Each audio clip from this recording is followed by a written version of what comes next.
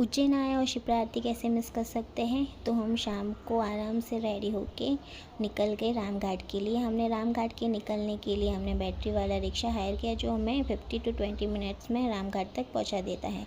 हम 6 बजे निकल गए थे अपने होटल से और रामघाट पे पहुंच गए थे 6:30 या 6:30 से पहले पहुंच गए थे। वहाँ पे हमने अच्छे से वहाँ पे आगे वाले रूम में बैठ गए और वेट किया कि आरती कब स्टार्ट होती है। 6:30 तक आराम से आरती स्टार्ट हो गई थी और हमने वहाँ पे बैठ के उस आरती को अच्छे से एंजॉय किया। आप देख लो कैसे अच्छे से आरती हो रही है। आपको वहाँ पे बहुत अच्छी एक एनर्जी फील होगी, डिवाइन एनर्जी फील होगी।